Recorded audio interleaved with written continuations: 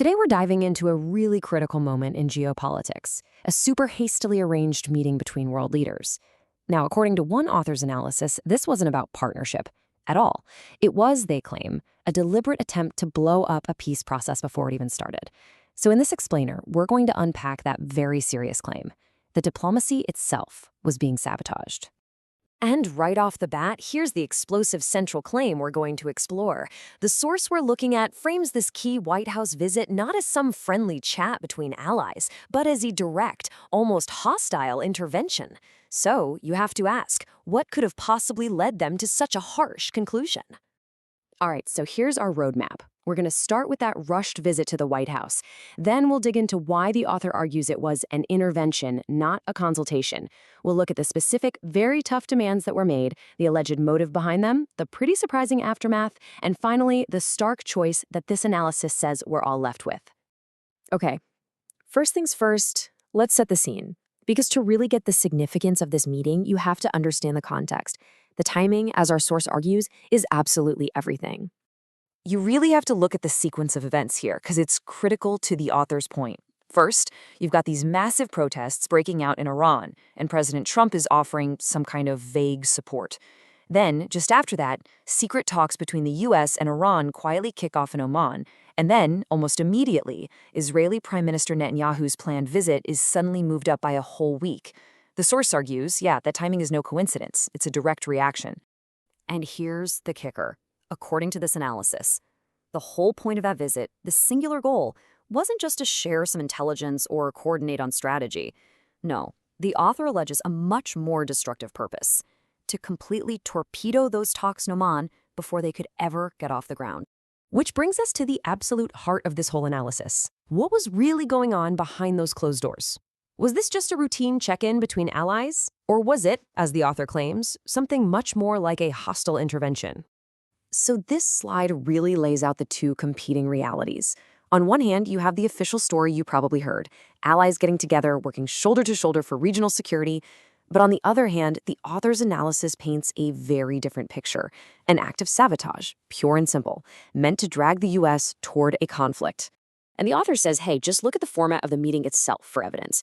These were high-level talks with zero press allowed, no photo ops, none of that pageantry a president like Trump was known to enjoy. And the guest list was also pretty telling. Netanyahu didn't bring diplomats, he brought his top military secretary and the head of the National Security Council. The source basically argues this wasn't a room set up to talk peace, it was a room set up to talk war.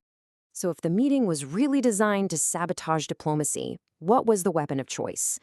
Well, according to the author, it was the list of demands Netanyahu put in front of Trump, a list that was allegedly designed from the start to be impossible to accept. Now, this is a really key idea in the analysis. The whole point wasn't to create a starting point for a negotiation. Not at all. It was to lay out a set of preconditions that were so extreme, so over the top, that Iran would have absolutely no choice but to reject them flat out. And in doing so, they'd be made to look like the ones who weren't serious about a deal. And here they are, the three big demands. First, a complete and total stop to all uranium enrichment, which, the author notes, is seen by many countries as a right for peaceful purposes under international treaties. Second, gut Iran's ballistic missile program, which is pretty much its main way of deterring an attack. And third, completely sever all ties with its regional allies like Hezbollah. From Tehran's point of view, accepting these terms would basically be strategic and political suicide. Yeah, the source really doesn't mince words on this. This wasn't a deal on the table, it was a demand for unconditional surrender. The author's argument is that this list was specifically crafted to end the conversation, not to start one. Okay, so that leads to a pretty crucial question. If the demands were designed to fail from the start, what was the real end game here? What was the goal? This is where the source dives deep into the alleged motive that was driving this entire strategy. So why go through all the trouble of flying to Washington to present an impossible ultimatum? I mean, if a deal was never the goal, what was the real objective? Well, according to this analysis, the answer isn't so much about what Israel wants, but rather what it fears. And right there, that's the core paradox the author presents. The argument is that the ultimate fear isn't a nuclear-armed Iran. No, it's a normal, diplomatically integrated Iran, an Iran that is no longer treated like a regional outcast. Okay, so let's unpack that a little bit. The source contends that if a diplomatic deal actually succeeded, even just a narrow one about the nuclear program, it would basically neutralize the whole existential threat narrative. And that narrative, the author claims, is absolutely essential for justifying certain Israeli domestic and regional policies. So, in this view, actual peace is, ironically, more dangerous than the constant threat of war. So, what actually happened after this huge high stakes meeting and the delivery of this ultimatum? Well, the immediate outcome was, frankly, pretty surprising, and according to this author, a major public setback for the prime minister.